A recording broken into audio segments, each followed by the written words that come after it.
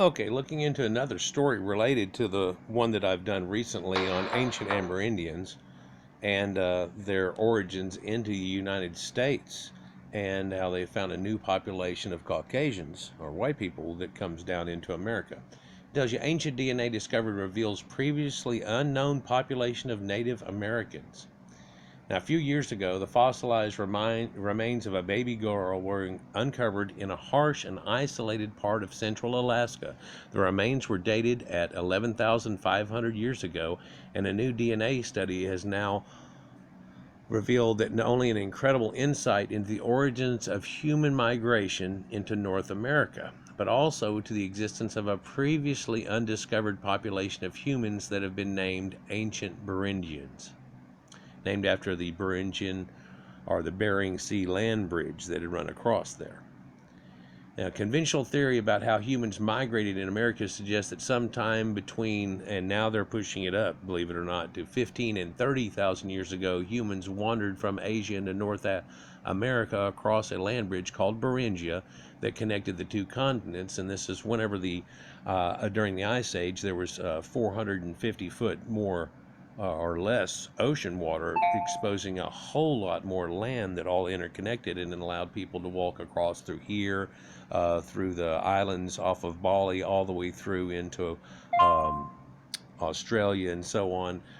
Quite amazing if you take 450 foot worth of depth off the ocean, what you can actually expose. And there's probably a lot of civilizations that lived just off the beaches that people go to constantly. But here they are doing the dig that's right here up in Alaska. The latest discovery reveals that a distinctive and previously undiscovered human lineage that surprised researchers who were expecting to find a genetic profile that matched northern native Amerindian people.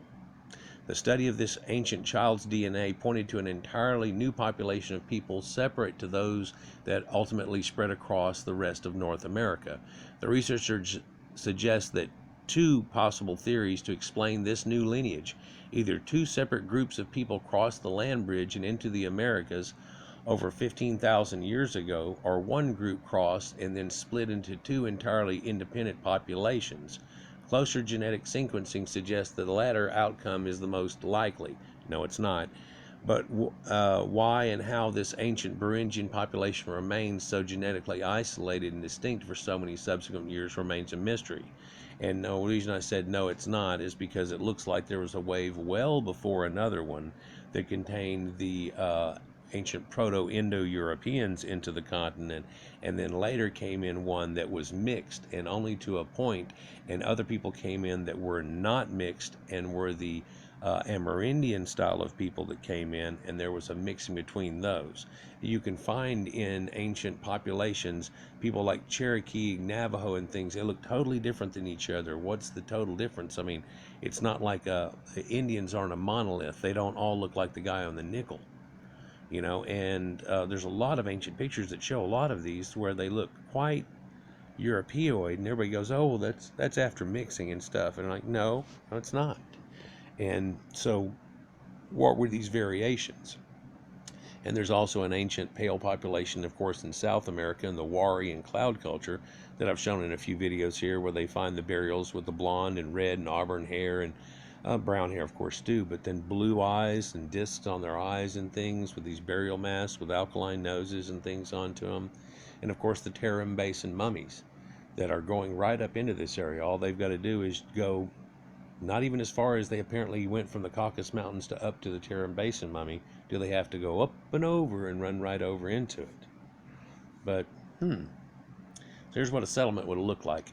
Anyhow, the study also points or posits that a type of back migration occurred, possibly around 6,000 years ago, as Native American populations spread back up into Alaska and either absorbed or replaced the Beringian populations, resulting in a distinct Alaskan native population called the Athabascan. And that might make a better proposition for what had happened, is some of these northern Amerindians had decided to go back, and whenever they went back, they pretty much wiped out the showing or traces of the other people there, and or pushed them back, and or the people came down. But there's a lot of ancient stories about the people that would be down this trail here, having run into red-haired people, giants, and so on. The South Americans talked about their gods having blonde hair and blue eyes, and so on. And in fact, whenever the first guys showed up there, they thought that they were actually the return of Quetzalcoatl and Kukulkan and so on. So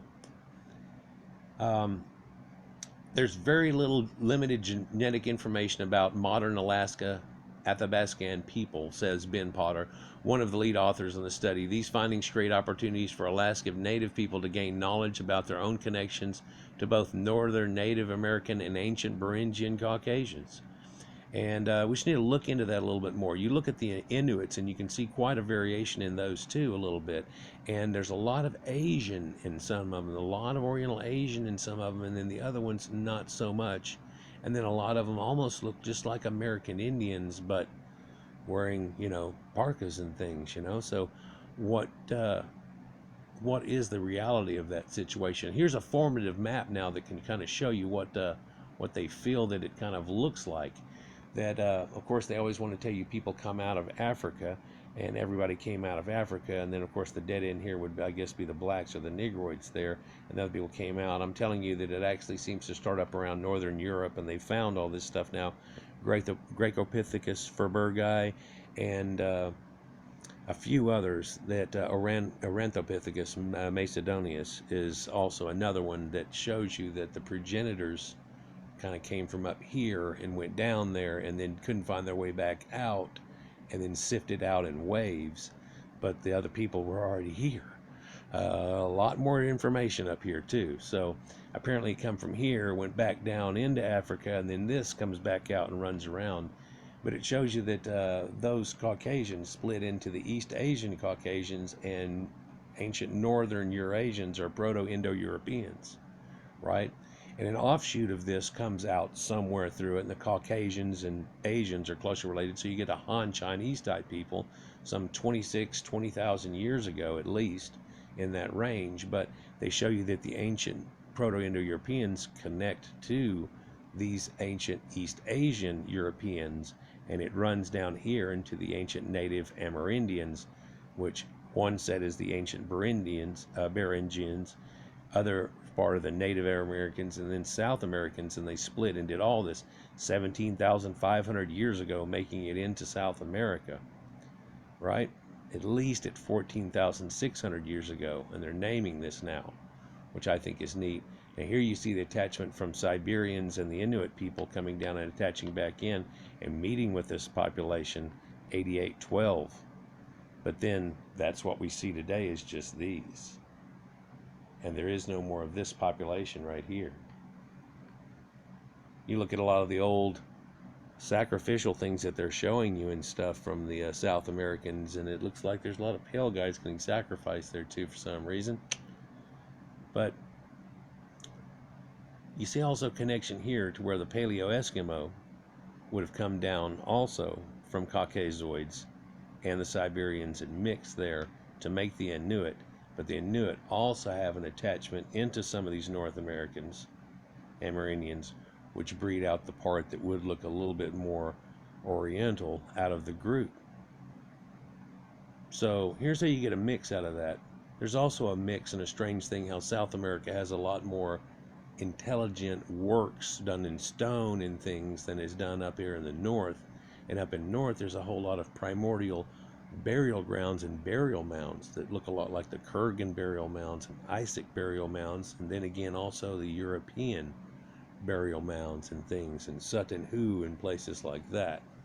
So all of that connects in some way, and we're picking it apart as to how it does it. Like, share, and subscribe, guys, though, and enjoy. Peace. More to come on this whenever they show us more info, and I'd like to look at the whole genetic data and see what it really said versus that picture we were looking at.